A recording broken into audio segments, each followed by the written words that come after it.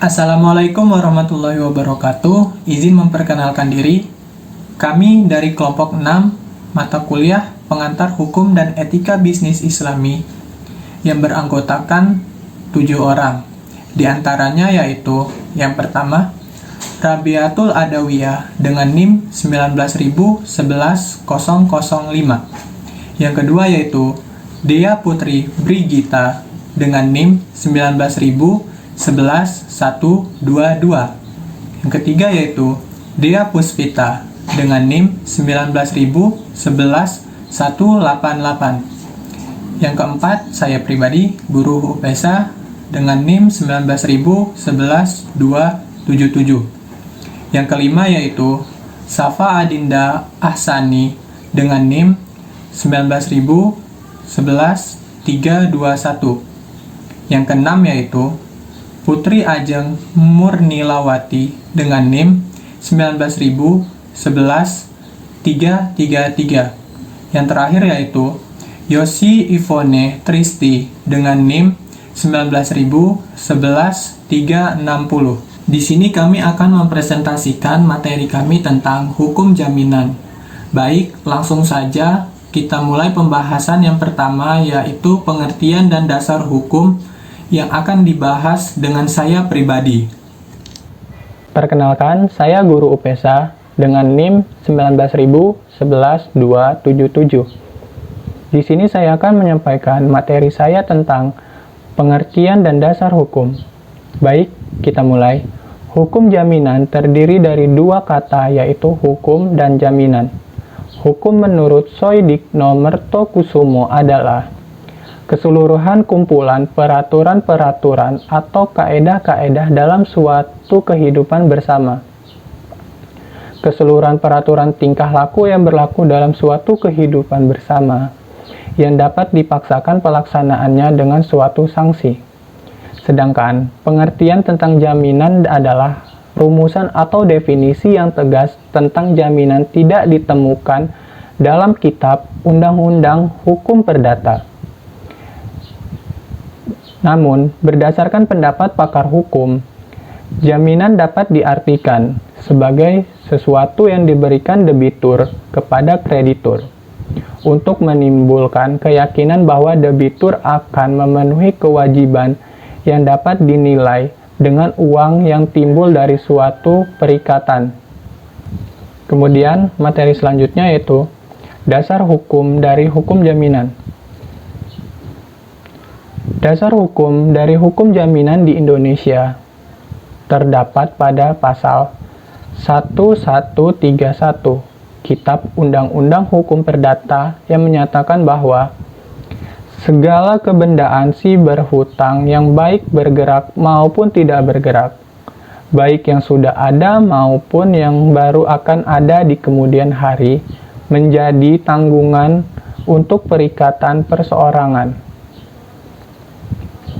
Adapun dalam pasal 1132 Kitab Undang-Undang Hukum Perdata dinyatakan kebendaan tersebut menjadi jaminan bersama-sama semua orang yang mengutang padanya.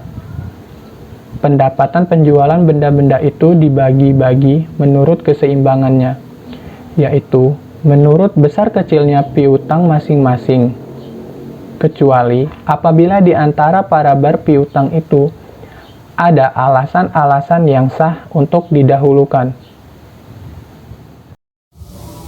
Assalamualaikum warahmatullahi wabarakatuh. Perkenalkan, nama saya Rabiatul Adawiyah sebagai pembaca materi selanjutnya.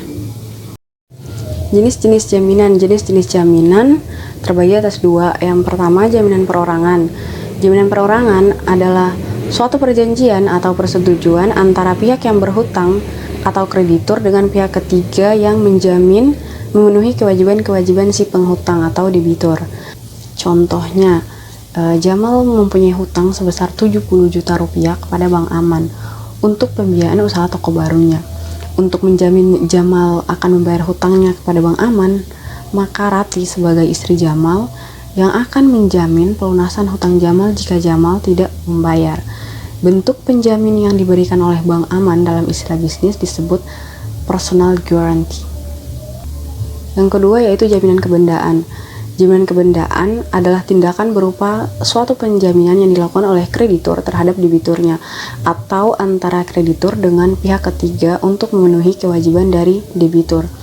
Pemberian jaminan kebendaan itu berupa menyendirikan bagian dari kekayaan seseorang yang pemberi jaminan dan menyediakannya untuk memenuhi kewajiban itu pembayaran utang seorang debitur. Kekayaan itu dapat berupa kekayaan debitur itu sendiri atau kekayaan dari pihak ketiga. Benda yang dimaksud juga termasuk kekayaan yang tidak dapat dilihat. Contohnya hak piutang. Karena yang dimaksud benda zat yang memiliki artian luas, yaitu sesuatu yang dapat dihaki oleh orang lain, dapat disimpulkan bahwa pemberian jaminan kebendaan kepada seorang kreditur tertentu dan memberikan kepada kreditur tersebut suatu privilege atau kedudukan yang istimewa terhadap para kreditur lainnya. Selanjutnya yaitu bentuk-bentuk jaminan. Yang pertama itu gadai. Menurut ketentuan pasal 1150 KUH Perdata, gadai adalah suatu hak yang diperoleh seorang berpiutang atas suatu barang bergerak yang diserahkan kepadanya oleh seorang yang berutang atau oleh seorang lain atas namanya, dan yang memberikan kekuasaan kepada si berpiutang itu untuk mengambil pelunasan dari barang tersebut. Jadi artinya kewajiban debitur untuk menyerahkan harta miliknya sebagai agunan kepada kantor pegadaian disertai dengan pemberian hak kepada kantor pegadaian untuk melakukan penjualan atau lelang dalam kondisi yang ditentukan jika debitur tidak bisa melunasi hutangnya. Assalamualaikum warahmatullahi wabarakatuh. Perkenalkan, saya Dea Putri Brigita, NIM 19.11122. Sifat dan tujuan usaha pegadaian. Sifat dari lembaga pegadaian adalah menyediakan pelayanan bagi kemanfaatan umum dan sekaligus memupuk keuntungan berdasar atas prinsip pengelolaan perusahaan. Tujuan pokok dari lembaga pegadaian yang pertama, turut melaksanakan dan menunjang pelaksanaan kebijaksanaan dan program pemerintah di bidang ekonomi dan pembangunan nasional, pada umumnya melalui penyaluran uang pinjaman atas dasar hukum gadai. Yang kedua, pencegahan praktik ijon, pegadaian gelap, riba, dan pinjaman tidak wajar lainnya. 2. Fidusia. Berdasarkan Undang-Undang Jaminan, fidusia adalah hak jaminan atas benda bergerak, khususnya bangunan yang tidak dibebani hak tanggungan, sebagaimana dimaksud dalam Undang-Undang Nomor 4 Tahun 1996 tentang hak tanggungan yang tetap berada dalam penguasaan, sebagai agunan bagi pelunasan utang tertentu yang memberikan kedudukan yang diutamakan kepada penerima fidusia terhadap kreditur lainnya. Prinsip-prinsip jaminan fidusia. 1. Bahwa secara real, pemegang fidusia hanya berfungsi sebagai pemegang jaminan saja, bukan sebagai pemilik yang sebenarnya. 2. Pemegang fidusia untuk mengeksekusikan barang jaminan baru ada jika prestasi dari pihak debitur. 3. Apabila utang sudah dilunasi, maka objek jaminan fidusia mesti dikembalikan kepada pihak pemberi fidusia. 4. Jika hasil penjualan barang fidusia melebihi jumlah utangnya, maka sisa hasil penjualan harus dikembalikan kepada pemberi fidusia. Perkenalkan, nama saya Dea Puspita, NIM 19.11188. Hapusnya jaminan fidusia. Jaminan fidusia dapat dihapus karena beberapa alasan, yaitu 1. Hapusnya utang dijamin oleh jaminan fidusia. Jika lunasnya utang yang dijamin dengan jaminan fidusia, maka akan hapusnya jaminan fidusia tersebut. 2. Pelepasan hak atas jaminan fidusia oleh penerima fidusia. Penerima fidusia sebagai pihak yang memiliki hak atas fidusia bebas untuk mempertahankan atau melepaskan haknya tersebut. 3. Musnahnya benda yang menjadi jaminan fidusia. Jika benda yang dijadikan objek fidusia itu musnah, maka jaminan fidusia pun akan musnah dan tidak dapat dipertahankan. Hak tanggungan. Hak tanggungan sesuai dengan Undang-Undang Nomor 4 Tanggal 9 April 1996 Pasal 1 Ayat 1 adalah hak tanggungan atas tanah beserta benda-benda yang berkaitan dengan tanah yang selanjutnya disebut hak tanggungan adalah hak jaminan yang dibebankan pada hak atas tanah sebagaimana dimaksud dalam Undang-Undang Nomor 5 Tahun 1960 tentang Peraturan Dasar Pokok-pokok Agraria. Berikut atau tidak berikut benda-benda lain yang merupakan satu kesatuan dengan tanah itu untuk pelunasan utang tertentu terhadap kreditor-kreditor lain. Ciri-ciri hak tanggungan. Berdasarkan Undang-Undang Nomor 4 Tahun 1996 sebagai lembaga hak jaminan atas tanah, hak tanggungan mempunyai ciri-ciri: A. Droit de préférence, artinya memberikan kedudukan yang diutamakan terhadap kreditor-kreditor lain apabila debitur cedera janji. B. Droit de suite, artinya selalu mengikuti objek yang dijaminkan. Sifat ini merupakan salah satu jaminan khusus bagi kepentingan pemegang hak tanggungan. C.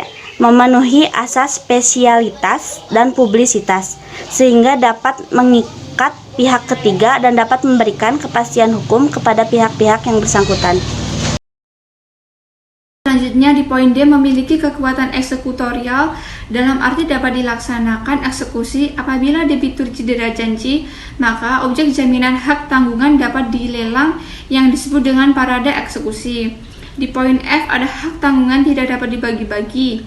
Di poin G ada hak tanggungan untuk menjamin hutang yang telah ada satu akan ada. Di poin H ada hak tanggungan dapat menjamin lebih dari satu hutang. Di poin I ada hak tanggungan dapat dibebankan pada hak atas tanah. Di poin J ada hak tanggungan dapat dibebankan pada hak atas tanah berikut benda di atasnya dan di bawah tanah. Di poin K ada hak tanggungan berisi hak untuk melunasi hutang dari hasil penjualan benda jaminan dan tidak memberikan hak bagi kreditur untuk memiliki benda jaminan. Selanjutnya ada asas-asas hak tanggungan tanah. Yang pertama ada asas publisitas, yang kedua ada asas spesialisitas, dan yang terakhir ada asas tak dapat dibagi-bagi. Selanjutnya ada objek hak tanggungan. Objek hak tanggungan ini meliputi yang pertama ada hak-hak atas tanah, yaitu hak milik atau disingkat dengan HM. Yang kedua ada hak guna bangunan atau disingkat dengan HGB. Yang ketiga ada hak guna usaha atau HGU. Yang keempat ada hak pakai atau HP, dan yang terakhir ada hak milik atas satuan rumah susun atau disingkat dengan HMASRS. Assalamualaikum warahmatullahi wabarakatuh. Perkenalkan, nama saya Putri Ajeng Murnialawati, NIM 1911333. Di sini saya akan menjelaskan tentang proses pemberian hak tanggungan.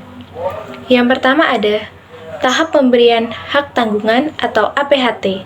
APHT adalah akta pemberian hak tanggungan yang berfungsi sebagai pengatur persyaratan dan ketentuan terkait dengan pemberian hak tanggungan dari debitur ke kreditur. Yang kedua ada tahap pendaftaran. Pada tahap ini akan dilakukan pencatatan di buku hak atas kepemilikan barang atau tanah dan telah dibebani hak tanggungan. Pendaftaran ini juga digunakan untuk menerbitkan sertifikat hak tanggungan. Hapusnya hak tanggungan. Yang pertama, hapusnya utang yang dijamin dengan hak tanggungan. Yang kedua, hapusnya hak tanggungan karena dilepaskan oleh pemegangnya dilakukan dengan pemberian pernyataan tertulis mengenai dilepaskannya hak tanggungan tersebut oleh pemegang hak tanggungan kepada pemberi hak tanggungan. 3. Hapusnya hak tanggungan karena pembersihan hak tanggungan berdasarkan penetapan peringkat oleh Ketua Pengadilan Negeri terjadi karena permohonan pembeli hak atas tanah yang dibebani hak tanggungan tersebut, agar hak atas tanah yang dibelinya itu dibersihkan dari beban hak tanggungan. Yang keempat, hapusnya hak tanggungan karena hapusnya hak atas tanah yang dibebankan hak tanggungan tidak menyebabkan hapusnya utang yang dijamin tersebut.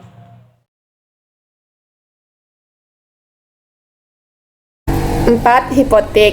Hipotek adalah salah satu lembaga jaminan yang dapat digunakan untuk mengikat objek jaminan utang yang berupa barang tidak bergerak. Hipotek diatur dalam pasal 1162 sampai dengan pasal 1232 KUH Perdata.